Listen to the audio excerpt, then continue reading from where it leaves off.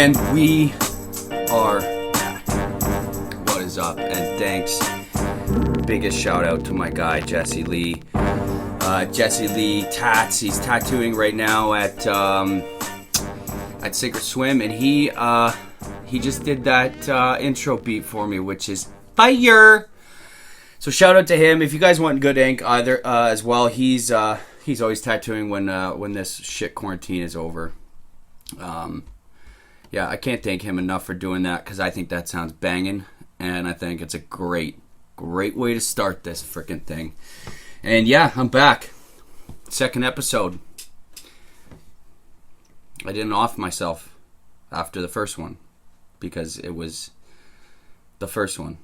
You know how it goes. Sometimes it's a little hard, and yeah, I know I didn't have the greatest audio. Okay, I couldn't attach this stupid little lapel mic to that. What I'm pointing at is the camera, because if you're just listening, I filmed this as well and I put it on YouTube, and if you want to check it out, it's Scotty Does No Podcast on YouTube.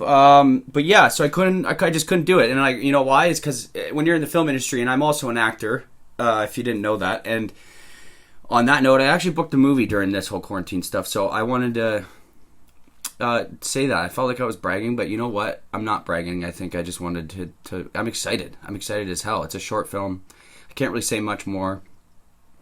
It's one of those films that it'll be pitched to networks and stuff after it's done, after the short film is done, and then it has the potential to be brought into the feature film, which would turn it into a main film you'd see on the big screen. And I play a substantial, large principal role, and it's set back in the day in the 50s with like slick back hair, cigarettes, and cool Mustang cars, muscle cars, and all that awesome stuff. So when I can let you know more, I will.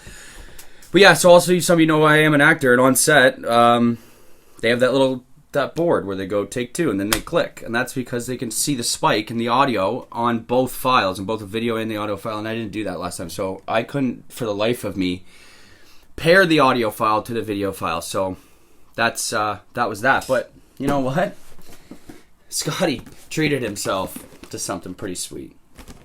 It's a little unboxing. I've already unboxed it, so it's not really an unboxing. But I bought myself a Shure SM58 microphone, and the interface is on the way. I got Steinberg interface on the way, but this thing is gonna just bring sweet harmonies to your ear.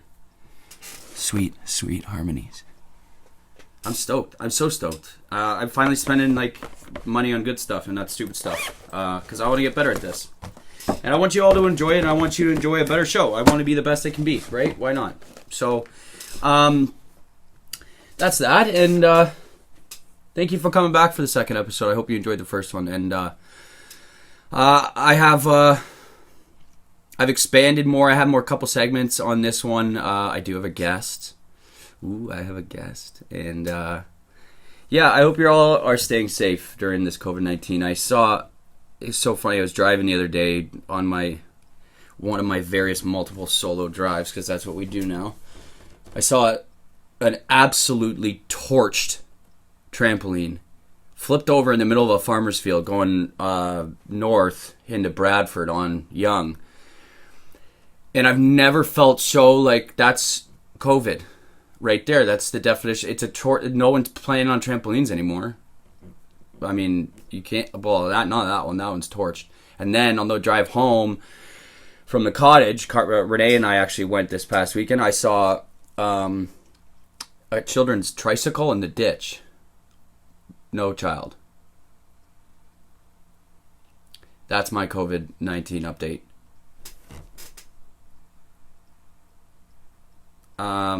What I did hear though is I think this is a couple weeks ago, because I filmed this bi-weekly and I record this bi-weekly, but I think it might be a little late on this to report this to you. But I think we did just have our first ICU patient just come out of Southlake that was diagnosed with the virus, and she walked out with a little bit of assistance from someone, I think, that's badass. That's super badass. Fight that shit, because COVID could eat my ass. I'm tired of it. Oh, and also,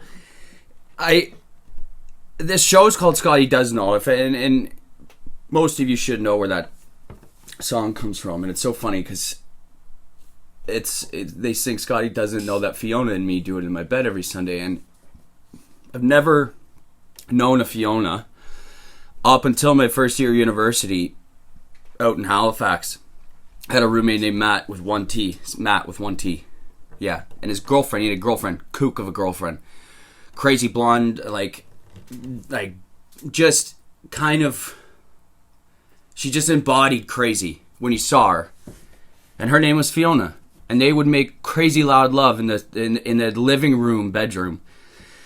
And she was a kook and drove him nuts too. And I don't talk to him anymore probably because of her. So screw you, Fiona, and you can have her. I don't care.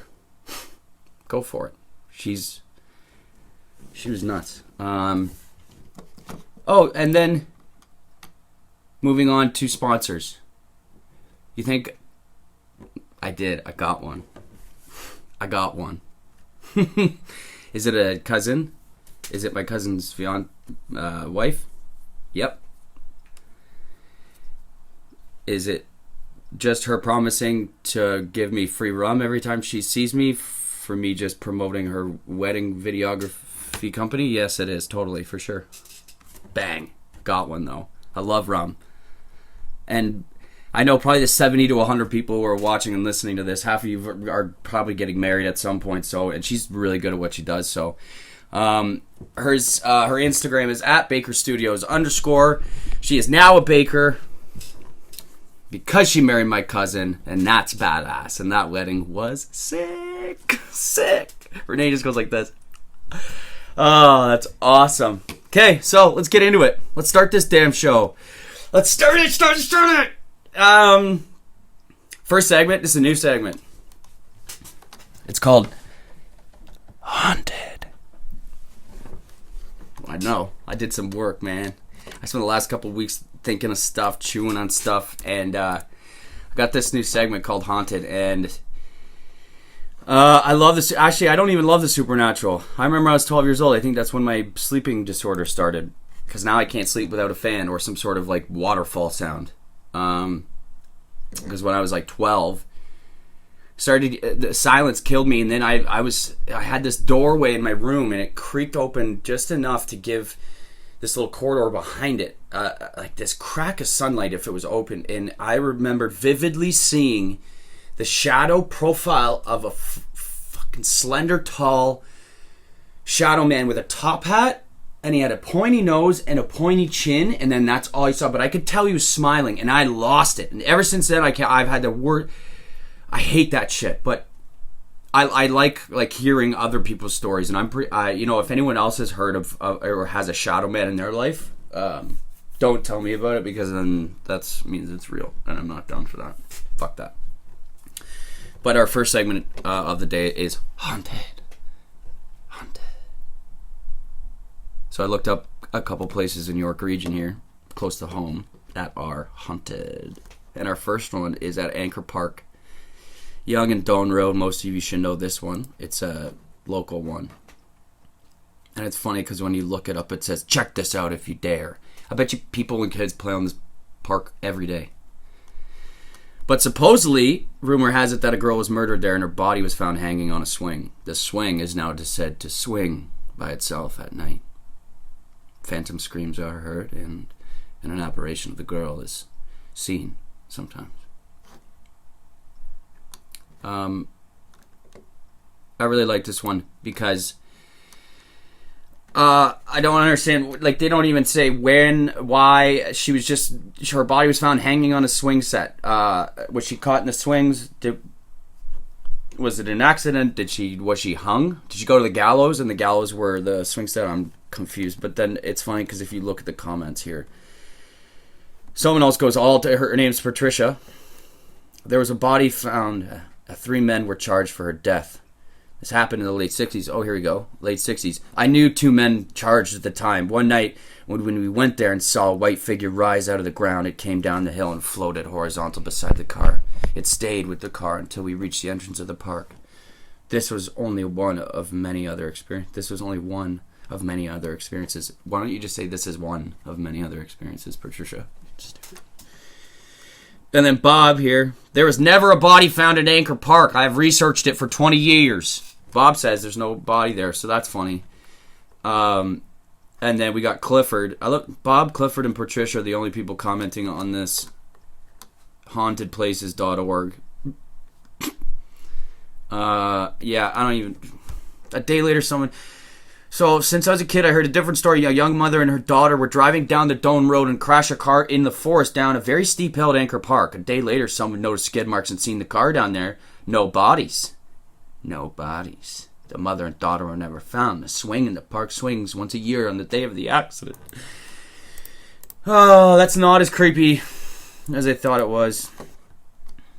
I thought it was going to be way creepier, but I'm going to find better ones. Trust me, there's a shit ton out there. And what I want to do is when I'm allowed to go to parks, because right now I can't even go to them, I want to go take a walk around them and like interview the ghosts. Segment 2, smiling mugshots. I want to give a shout out to the person, all y'all lacking. All y'all not even commenting on the last one. I only had 2 comments. I don't know why I'm mad about that. This is such a small podcast. But the second comment said something about killing her husband. I'm going to give it to that one. So she's on the tally mark. I can't remember her name. But she's definitely on the tally for that one. And now round 2 is this guy. And this guy definitely was just locked up because the way he looks. He probably didn't even do anything wrong. He just has that look that lock him up. It looks like he's trying to be mean. He's a weirdo.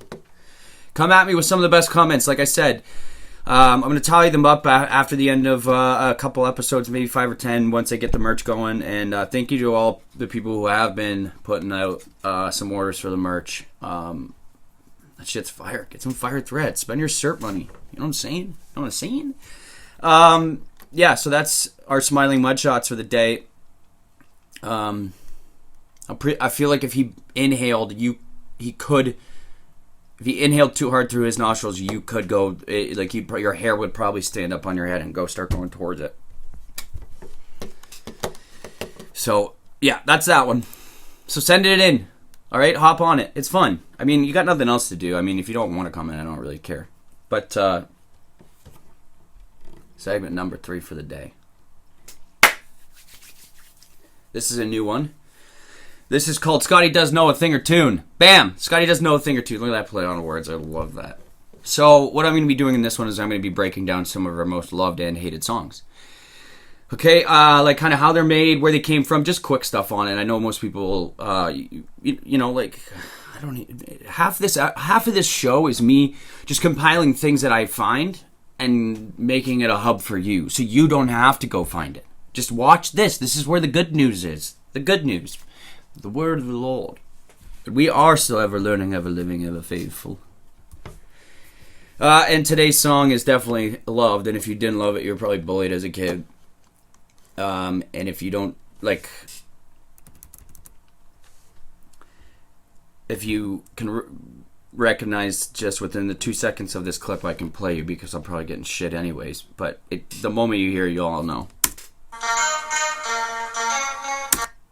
Renee doesn't, because she doesn't listen to this music, but I know all you do. And it's, oh, this track from the album It's Dark and Hell is Hot, released May 5th, 1998, recorded in 1997.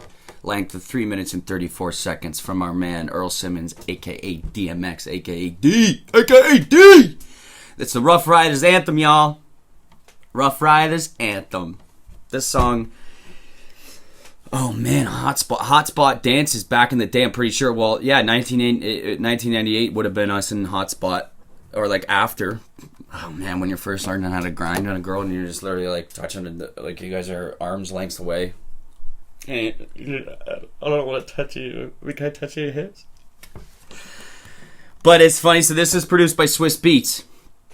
Big producer, still producing hot fire jams to this day. And the funny thing about this song is that declined the beat at first. He said, "No, it wasn't hard enough. It ain't hard enough. DMX don't want none of that. Don't want none of that. It ain't hard enough." And I find that absolutely hilarious because it's amazing. And Rough Riders anthem lyrics. It says here, the track was the perfect blend, which was awkward and different at the time because nobody had ever heard anything like that. DMX didn't want to do it. He was like, man, that sounds like some rock and roll track. I need some hip-hop shit. I'm not doing that. It's not hood enough. And then the background vocals. Oh, don't get me started on the background vocals. It's like his boys couldn't hear him. The whole time he was singing, and I understand he was just self-conscious because he's like, stop! Or the first verse, yeah, the stop, that's the chorus. The first verse, he was like, I want to try, what?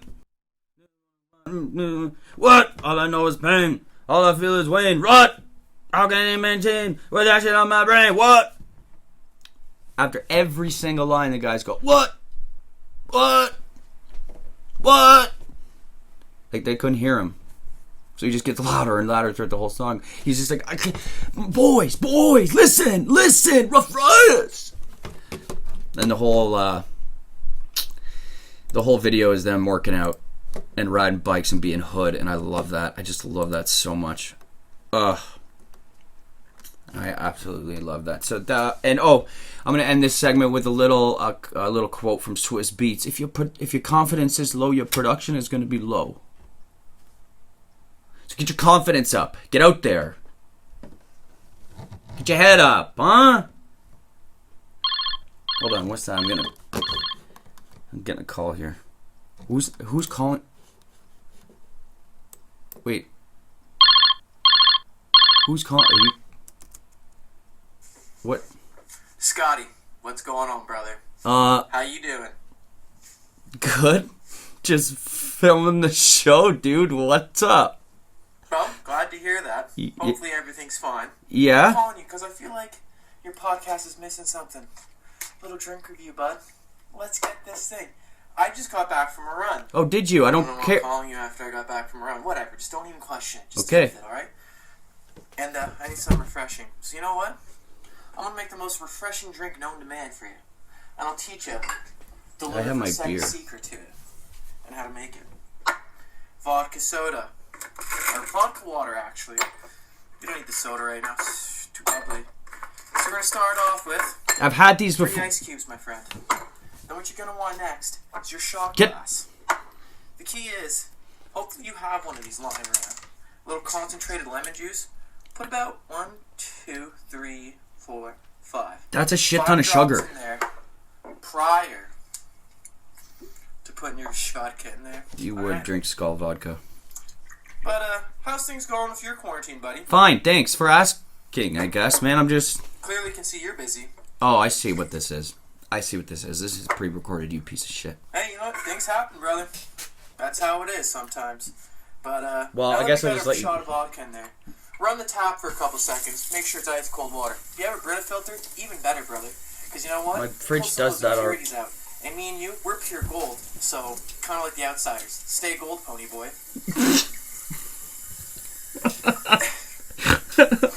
Fill that bitch up. Look at that. Ooh, sorry. First language. I shouldn't have swore. That's tap water and... More of a me thing. I know you know to curse like a sailor like myself. I curse like times. a sailor too. Lemon wedge, even better, brother. Even better. Let's get that. You just put concentrated lemon in it. Now you're doing a fresh lemon? Cut a nice slice in there. What? What? Beautiful. Squeeze. Let the juice in there. Drop. Get a mixing device. I'm just going to use the same knife I just used. Sanitary for sure. This is not proper etiquette. No. Toss it in there, brother. You ready for this? Yeah, I get... Perfect. Every goddamn time. You're red in the face. It's really saving me from this run. I haven't gone for a run since the gym's closed, and I think I'm dying. But that's okay. Well, stay tuned for next episode to see if I make it through the I didn't even ask you for another... Have fun, Scotty. Enjoy the rest of your podcast. Thanks. Love to see what you're doing, brother. Kisses. See you soon. Okay, kisses. I love seeing what you're doing, too. Okay, so... I guess that's another segment. I actually kind of like it. Versetti, Tommy Vercetti, booze reviews and concoctions. There we go. Rolls off the tongue. All right, facts I hate. Facts that Scotty does hate. If you pull a cow upstairs, it won't know how to get down on its own. Who figured that out? Why? Why did you bring the cow upstairs? Cows are outside animals. And that seems cruel. How did you get it down? You can't carry a cow yourself. What did you do? Get the fire department in there? They're probably got better things to do, you piece of shit. Fact number 2 that I hate. Hitler's mom wanted to abort Hitler, but the doctor convinced her to keep the baby. I hope that doctor was never mind. Fact number 3 that I hate. If Barbie was a human, her measurements would be 39, 23, 33.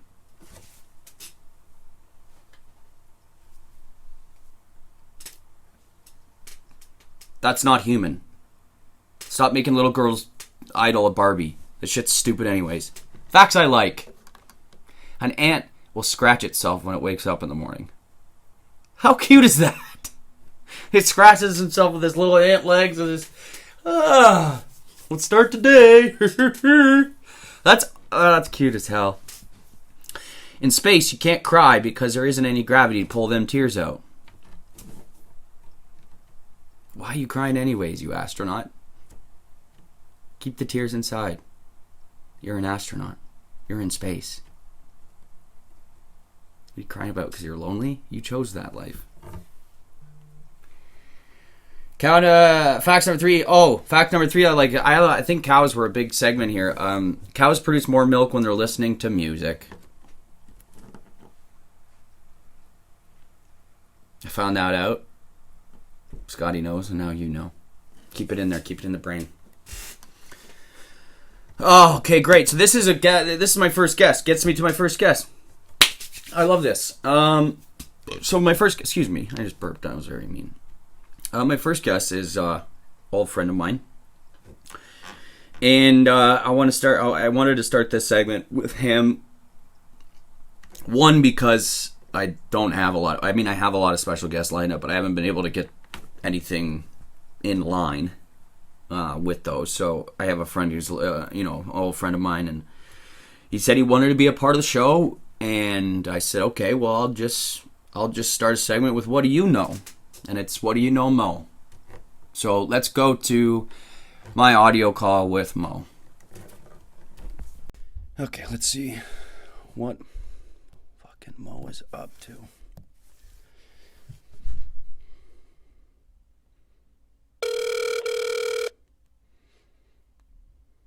Hopefully he fucking answers. Hello? Mo! Hello? Mo! Hey, Scott, how's it going? Can you hear me, bud? Yeah, buddy, what's up?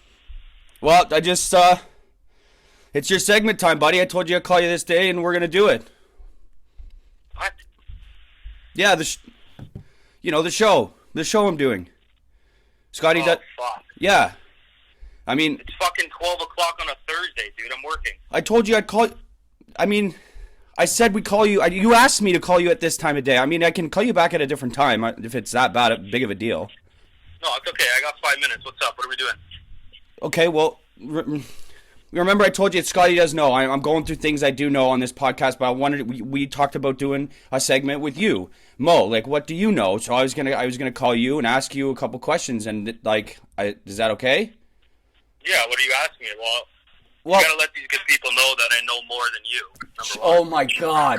Okay. Well, today's episode was focused on DMX. Okay, Rough Riders anthem. You know.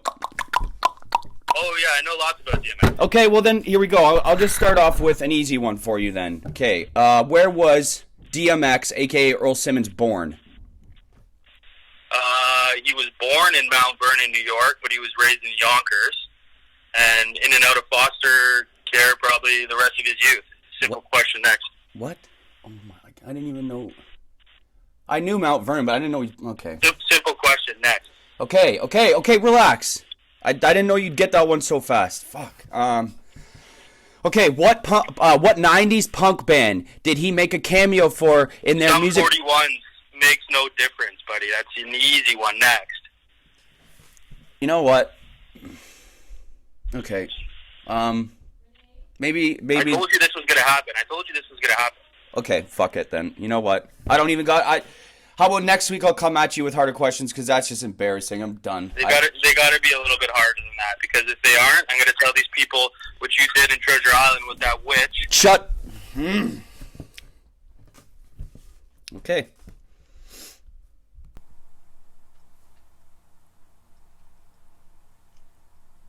And that was a bad idea. Thanks, Mo. Thanks. Okay.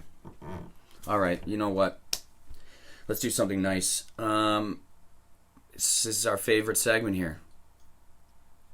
You all know what this is. This was in the first episode, and yes, Renee just made the perfect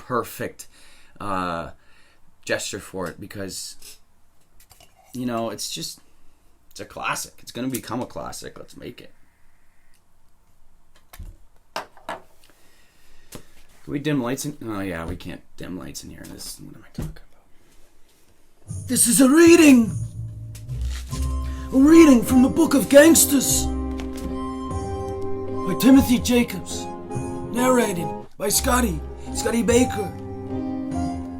And today's criminal culprit, man of the hour, is Babyface Nelson. Last week was Pretty Boy Floyd. I love these names. Babyface Nelson. Here was a no-frills psychopath. Ostensibly, Babyface Nelson gained his name in part because of his boyish looks. Born Lester Gillis, it is assumed that the Nelson part was added to give a gangsterish cant to the rather humorous Babyface appellation. Crude as it all seems, this was generally the way that these men, even the cleverest of them though, thought. Not his name didn't impart a certain ironic quality to him. It could, in fact, conceivably baffle those who are not yet familiar with his pathetically twisted mind. He was born Lester M. Gillis in 1908, his boyhood spent in the streets of Chicago. He soon developed into a singularly aggressive thug, short for his age. What was he? He was 5'4.5" at 25. Short for his age, he seemed bent on making up for his height by being more vicious than anyone else. He'd been a real rough and tumble guy. Nelson was arrested for the robbery of a jewelry store in 1931. Did the dirty on the jewelry store. Did the dirty. And was sent to the Joyle State Prison. I don't know, I probably butchered that. In less than a year, he escaped. All these, back in the, he could escape anytime. To perpetrate a series of bank robberies in Iowa, Nebraska, and Wisconsin. His cohorts in these crimes were John Chase, Eddie Green, and Thomas Carroll. He eluded the police and joined John Dillinger. When the latter escaped from Crown Point Jail, Nelson made even Dillinger nervous, but he was useful. In gangland parlance, he was an eager bank robber. On one occasion, he and Dillinger were riding in a stolen car in March 1934. They had an accident with another car driven by innocent bystander Theodore Kidder. When Kidder approached them to protest, Nelson shot him dead in the street. Then came the shootout at Little Bohemia Lodge, which is discussed more fully in the John Dillinger segment of this book, which we will get to in one of these episodes. But John Dillinger is a very long piece of this book. It's hard to read. Even after the other gang members escaped, Nelson stayed behind to shoot at the federal agent. He was, in truth, stupid, escaping to another resort in the vicinity when agents acting on a tip caught up with him there. Nelson stole a car, and shooting furiously as he drove away, he killed his special agent, W. Carter Baum. Nelson fled to California and doubled back to Chicago to pick up a girl he had married in his travels, and then make contact with fellow thug John Chase. The rest of the Dillinger gang either dispersed or killed. Nelson was now public enemy number uno. He and his wife and Chase lay low until 27 November 1934 when FBI agents Sam Cowley and Herman Hollis found them driving on a country road near Fox River Grove, Illinois. Our family lives in Illinois. That's Chicago.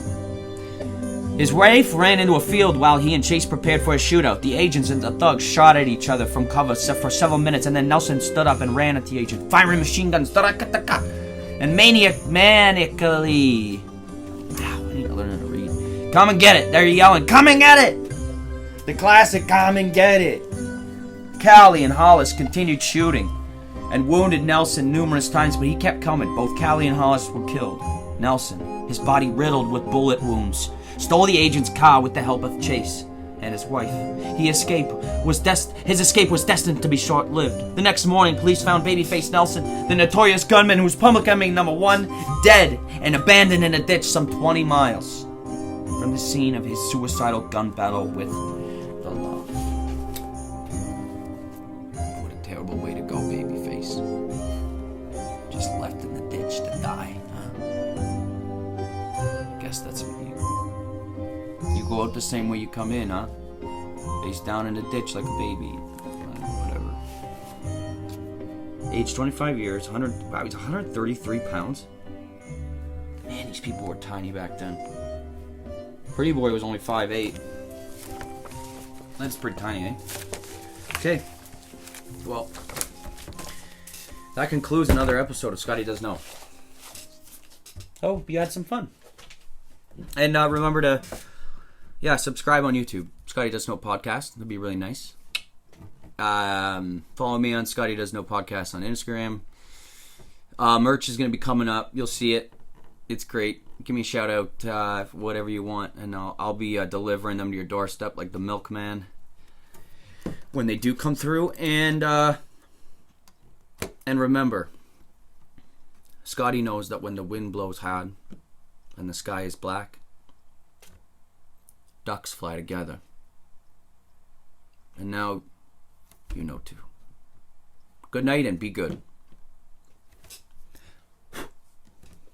No wax in the face.